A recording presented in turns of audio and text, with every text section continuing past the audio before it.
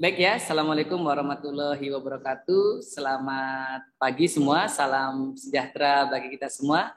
Shalom, Om Swastiastu, Namo Buddhaya, salam kebajikan. Berjumpa lagi pada kesempatan yang berbahagia hari ini. Kita akan sama-sama membahas apa sih kata, kalimat, hingga menjadi paragraf. Namun paragrafnya hari ini adalah paragraf yang padu. Paragraf padu adalah paragraf yang saling terkait, saling terikat, dan saling memiliki kesatuan cerita yang sama. Jadi tidak boleh lagi ada kesumbangan atau tidak padu dalam paragraf ini.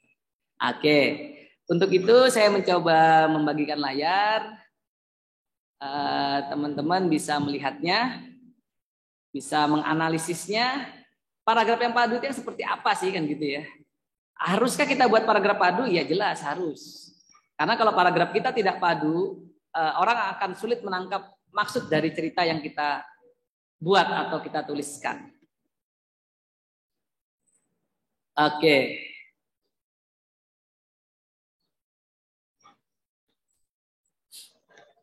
Baik. Oke. Seperti ini ceritanya ya. Di awal kita sudah pernah membahas tentang penulisan kata. Kata saja bisa jadi kata itu tidak baku atau yang salah kan, seperti analisa atau praktek. Ditambah lagi kata-kata lain misalnya resiko, efektivitas, dan himbauan. Dua kata yang awal ini sering sekali kita temukan. Bahkan tiga kata yang akhir yang berwarna kuning ini juga sering sekali kita temukan. Namun seiring berjalan kita bisa memperbaikinya menjadi kata yang baku. Yang hijau analisa menjadi analisis, yang praktek menjadi praktik. Kan begitu ya? Kan begitu. Nah, oleh karenanya adik-adik mahasiswa harus benar-benar memperhatikan itu. Dari kata kita menjadikan kalimat gitu kan? Karena dari kata bisa menjadi sebuah kalimat. Nah, semisal teman-teman nanti membuat kata, pastikan kata-kata itu memang harus benar-benar baku dulu. Dan ketika disusun menjadi kalimat, kalimat ini sudah efektif. Apa ciri-ciri kalimat efektif? Sudah pernah dijelaskan sebelumnya. Nah, namun tidak ada salahnya kita merefresh kembali atau mengulang kembali pilihan kata. Jadi dari 5 kata yang benar tadi, berangkat dari 5 kata yang salah, analisa, praktek, resiko, efektivitas, dan himbauan, menjadi kata yang baku, analisis, praktik, risiko, efektivitas, dan imbauan. Setelah katanya kita yakini menjadi kata yang baku, kita buatlah menjadi kalimat. Oke, kalimat yang efektif, sekali lagi Bapak sampaikan, memiliki subjek dan predikat. Itu. Apakah hanya ini Pak? Ya. Namun boleh ditambahkan objek, pelengkap, dan keterangan jika diperlukan. Karena sekali lagi karya tulis ilmiah harus berdasarkan data. Datanya tidak boleh mengada-ngada. Jadi kalau memang objeknya tidak jelas, jangan dipaksakan menjadi objek. Ditambahi pelengkap dan keterangan itu boleh kalau memang jelas, sesuai fakta dan realita yang terjadi. Baik, dari kata analisis tadi kita bisa mengubahnya menjadi kalimat. Universitas M telah melakukan analisis kurikulum Merdeka, Merdeka Belajar. Di sini nampak jelas subjeknya dan predikatnya. Universitas M adalah subjek, melakukan analisis kurikulum Merdeka, Merdeka Belajar adalah predikatnya. Ini sudah menggugurkan syarat penulisan sebuah kalimat. Baik, kalimat kedua praktik. Hal ini diperlukan guna menunjang praktik-praktik perkuliahan sesuai dengan amanat yang tertuang dalam kurikulum Merdeka. Ingat, di kata praktik ini menjelaskan kata analisis yang sebelumnya. Universitas M telah melakukan analisis kurikulum Merdeka, Merdeka Belajar. Hal ini diperlukan guna menunjang praktik-praktik perkuliahan sesuai dengan amanat yang tertuang dalam kurikulum Merdeka. Ini menjadikan penjelasan. Jadi bisa dikatakan kalimat 1 ini merupakan ide pokok atau main ID, gitu ya. Dan kalimat kedua adalah penjelas. Nanti akan Bapak paparkan lebih jelas di penjelasan tentang paragraf. Dan karena tadi kita memilih risiko, Selain itu, perlu dilakukan pemuktahiran data-data pada mahasiswa guna mengurangi risiko yang terjadi di lapangan. Ini kalimat ini efektif karena memang baku dan benar. Ingat ya, menuliskan nama tempat seperti di lapangan tidak boleh begini. Tapi harus spasi di lapangan. Oke, kalimat keempat, efektivitas. Jika dapat berjalan dengan baik, tentunya akan membuat efektivitas dalam pelaksanaan kurikulum Merdeka tersebut. Oke? Dan kalimat terakhir atau kalimat 5 ditutup dengan untuk itu diperlukan imbauan atau pengumuman agar mahasiswa dapat mengupdate data-data terbarunya sesuai kondisi saat ini. Baik, pada kesempatan hari ini Bapak menuliskan cerita dalam bentuk kalimat yang berceritakan tentang pendidikan secara umum, yaitu keterbaharuan tentang kurikulum Merdeka. Nah, karena tadi kalimatnya sudah didesain atau dirancang secara berurutan yang merupakan satu gagasan kesatuan yang mana ide pokoknya ada di awal, dan kalimat kedua, ketiga, 4, dan 5 merupakan penjelas, jadi ketika kita menyusun paragraf sudah berurutan. Ini contohnya. Oke. Pada kesempatan hari ini kita sampai di paragraf padu atau wacana sebenarnya ya. Karena tadi Bapak katakan, Universitas M telah melakukan analisis kurikulum Merdeka Belajar. Kalimat 1 sampai tanda titik ini merupakan ide pokok atau gagasan pokok atau pikiran utama atau orang sering menyebutnya dalam bahasa asing main ide utama atau ide pokok. Ini bersifat deduktif karena ada di awal.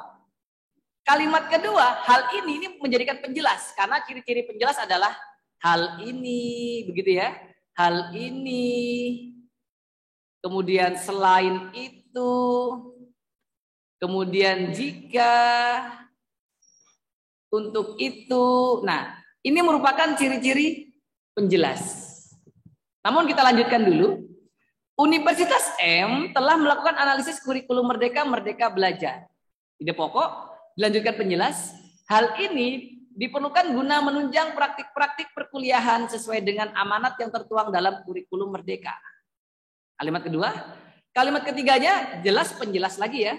Selain itu, perlu dilakukan pemuktahiran data-data pada mahasiswa guna mengurangi risiko yang terjadi di lapangan. Titik. Kalimat keempat, jelas penjelas. Jika dapat berjalan dengan baik, tentunya akan membuat efektivitas dalam pelaksanaan kurikulum Merdeka tersebut. Penjelas kembali. Untuk itu diperlukan imbauan atau pengumuman agar mahasiswa dapat mengupdate data-data terbarunya sesuai dengan kondisi saat ini. Ingat, kenapa di sini ada kata mengupdate dimiringkan karena bahasa asing. Oke. Materi hari ini adalah bagaimana kalian merancang paragraf utama tadi, paragraf awal, paragraf 1, dan berlanjut ke paragraf berikutnya. Nah, karena di paragraf pertama ini membahas tentang kurikulum Merdeka, berarti paragraf keduanya tidak lepas daripada pembahasan kurikulum Merdeka. Seperti itu kira-kira. Coba saya ubah dulu warnanya biar menarik. Oke, saya putihkan dulu. Oke. Nah, di paragraf kedua kita juga harus mencari yang namanya ide pokok. Boleh diletakkan di awal, deduktif, atau di akhir induktif. Awal deduktif, akhir induktif. Karena tadi di paragraf sebelumnya membahas tentang Universitas M yang melakukan analisis kurikulum Merdeka Belajar, di paragraf kedua, pada kesempatan pagi menjelang siang hari ini, Bapak menjelaskan juga di awal paragraf yang menjadi ide pokok. Contohnya, pada dasarnya kurikulum Merdeka menerapkan pola pembelajaran yang menarik bagi mahasiswa.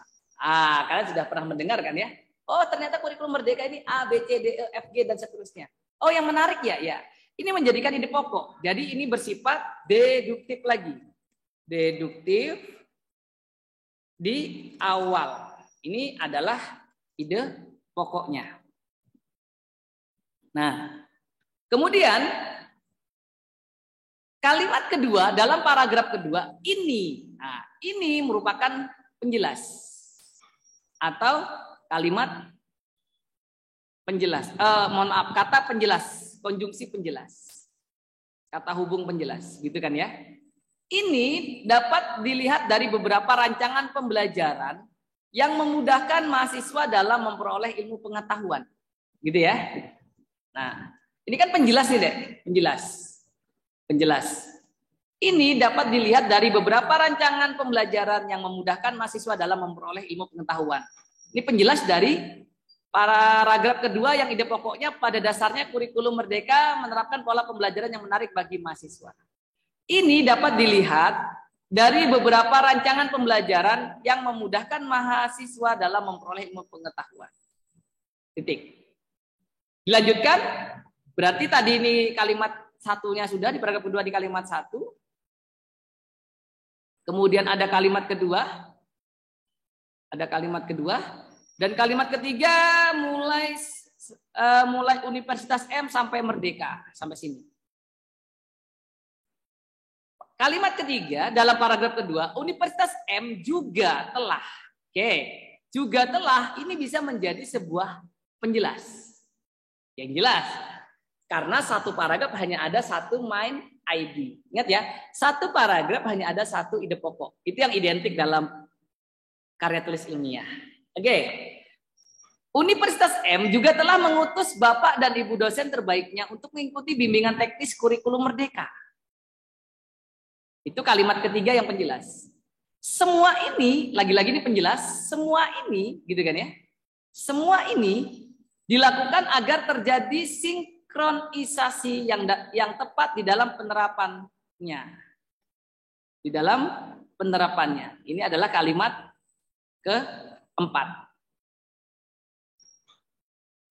Kalimat keempat. Jika, lagi-lagi jika adalah penjelas. Saya tandain lagi kalimat penutupnya.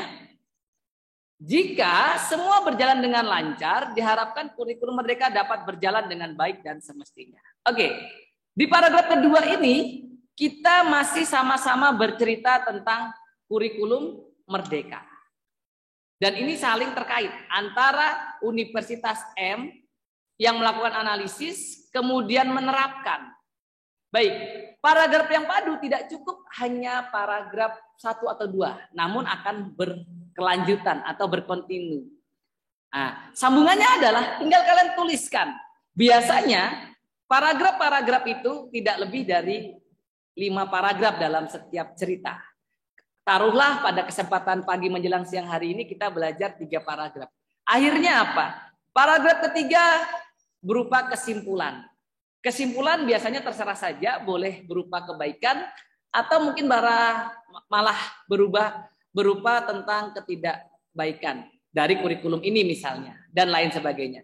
Jadi paragraf 3 adalah kesimpulan dari paragraf 1 dan 2. Dan ingat, kita masih membahas tentang kurikulum merdeka. Mungkin bisa diawali untuk itu, gimana ya bahasa penutupnya? Pada dasarnya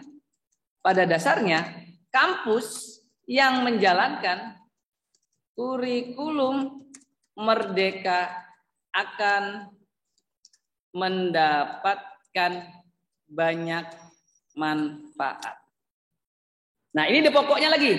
Taruhlah ini ide pokoknya ya, Pada dasarnya kampus yang menjalankan kurikulum merdeka akan mendapatkan banyak manfaat. Banyak manfaat. Ini ide pokoknya lagi kan. Sifatnya yaitu deduktif. Deduktif. Atau di awal lagi. Kenapa Bapak suka menaruh ide pokok itu di awal? Karena agar pembaca menjadi mudah menganalisis atau memahaminya. Pada dasarnya, kampus yang menjalankan kurikulum merdeka akan mendapatkan banyak manfaat. Titik. Ini semua bisa terlihat dari hasil belajar pada semester sebelumnya. Semester sebelumnya. Ini semua bisa terlihat dari hasil belajar pada semester sebelumnya yang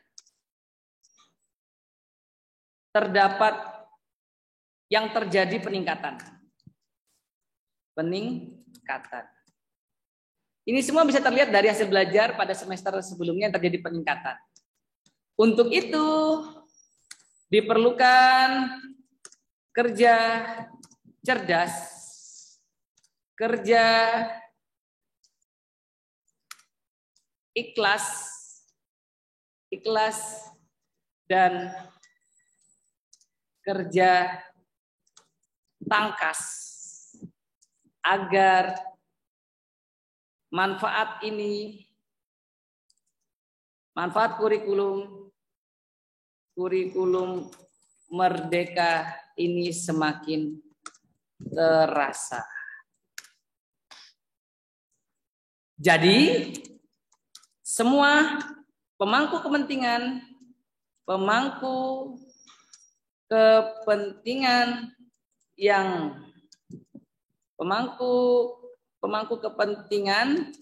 yang terlibat dapat saling membantu.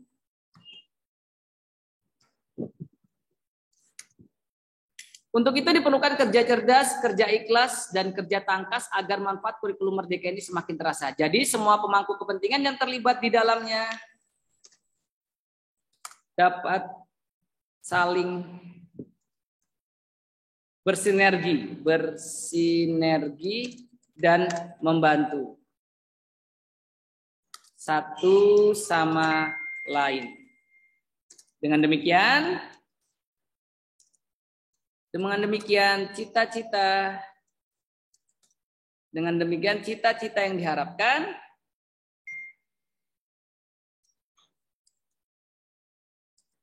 dapat tercapai dengan demikian cita-cita yang diharapkan dapat tercapai sebagai mana yang telah diharapkan. Oke. Pada dasarnya, nah ini kan menjadi awal cerita lagi ya. Pada dasarnya, kampus yang menjalankan kurikulum merdeka akan mendapat banyak manfaat. Ini adalah main ID lagi atau ide pokok. Ini semua, ini kan sudah penjelas ya Dek ya. Ini semua bisa terlihat dari hasil belajar pada semester sebelumnya yang terjadi peningkatan. Ini kalimat ketiga berarti. Kalimat kedua. Untuk itu diperlukan kerja cerdas, kerja ikhlas, sebelum dan kerja tangkas agar manfaat kurikulum merdeka ini semakin terasa. Oke. Jadi semua pemangku kepentingan yang terlibat di dalamnya dapat saling bersinergi dan membantu satu sama lain. Oke. Dan penutupnya dalam cerita ini, dalam paragraf ini adalah dengan demikian cita-cita yang diharapkan dapat tercapai sebagaimana